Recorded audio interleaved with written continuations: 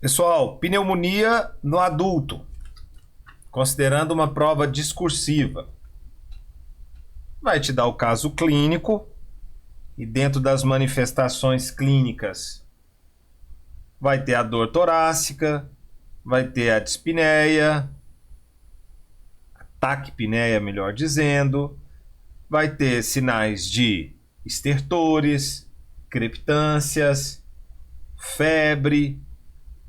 Apesar que a febre não é um critério, se é idoso, se está fazendo uso de corticoides. Esse paciente pode estar em regular estado geral, mau estado geral. E nesse caso aqui, para a gente nos organizar melhor, a gente tem que aprender a decorar sobre o CURB 65 ou CURB sem o U de ureia. Se você não tem a ureia no seu exame, você todo jeito vai aplicar o CURB. Então, beleza. O que é o CURB? C de confusão. Se ele está confuso. Se ele está com uma ureia mais de 50. Se ele está com uma frequência respiratória mais de 30. Se ele está com uma pressão menos de 90 de sistólica ou menos de 60 de diastólica, tudo aqui conta um ponto.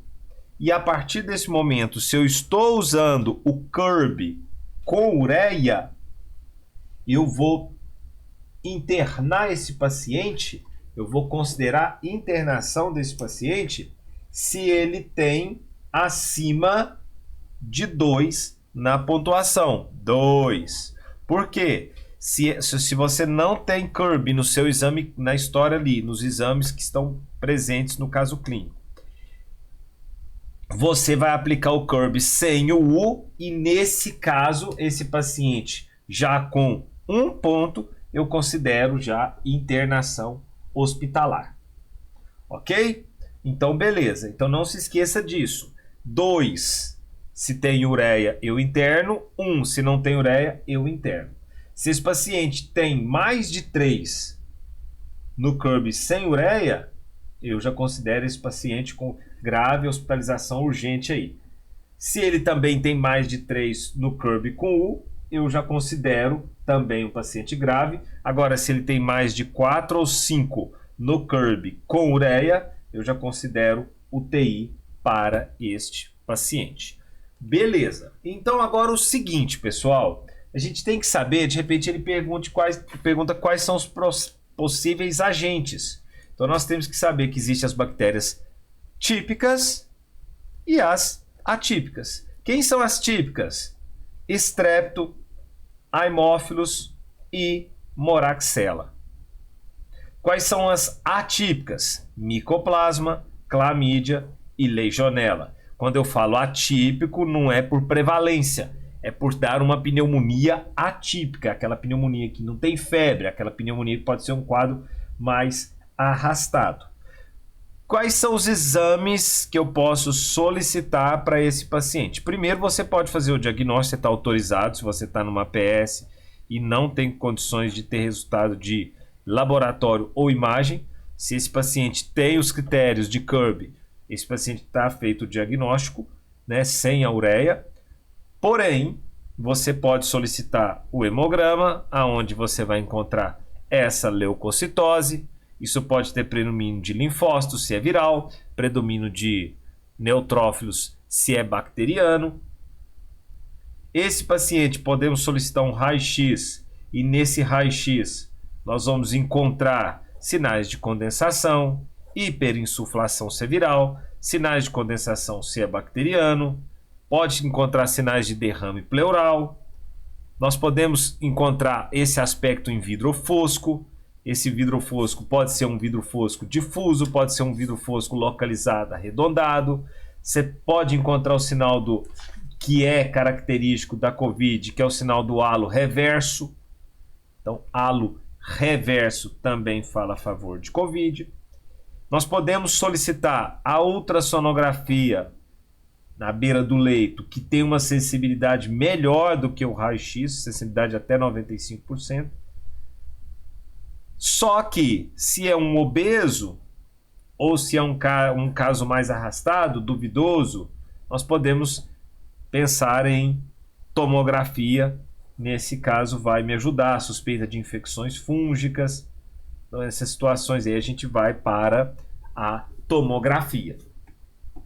PSI, a gente não precisa saber do PSI para uma prova, mas lembre-se que o PSI está avaliando, estimando a mortalidade em 30 dias aí. E agora, para finalizar, quais são as indicações de tratamento? Quais são as orientações?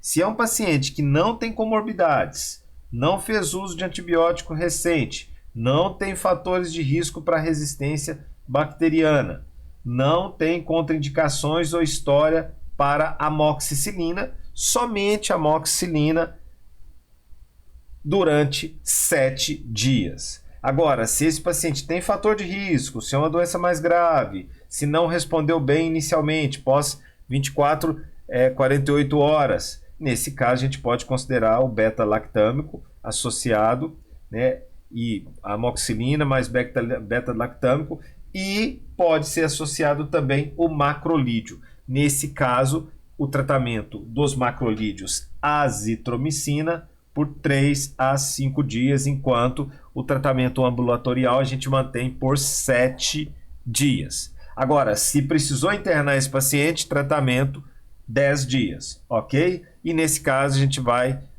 pensar em cefalosporina de terceira geração, que aí a gente resolve bem a parada. Pode ser considerado aí levofloxacino, moxifloxacino, ok? Se esse paciente vai para a UTI, a mesma situação, podemos considerar cefalosporina, mas se é para a UTI, a gente já pode considerar aí no mínimo de 10 a 14 dias, ok? E sobre como a gente pode tentar evitar que essas pessoas diminua a incidência aí da pneumonia. Vacina, pessoal. Nós temos a vacina aí por estrepto, que é o principal agente. Então, adultos maiores de 60 anos, você está indicado a entrar com a vacina, beleza? Agora, de 2 a 59 anos, quando eu vou vacinar? Se esse paciente tem doença renal crônica, se esse paciente tem doença falciforme, se é diabético, alcoolista, cirrose hepática, tudo isso aí entre 2 e 59 anos, a gente vai pensar em entrar já com o uso, pensar em vacinar esse paciente, já é indicação. Bom, também 2 a 59 anos, pacientes que fazem uso de drogas imunossupressoras como corticoides a longo prazo, um paciente com artrite reumatoide, né, um paciente que precisa fazer uso de corticoide em longa data, aí, podemos considerar também essa vacina antes dos 60 anos, ou seja, de 2 a 59. Se esse paciente é portador de asma, né, tabagista crônico, existem recomendações aí para já entrar com essa vacina a partir dos 19 anos. Beleza, pessoal? Então é isso. Valeu!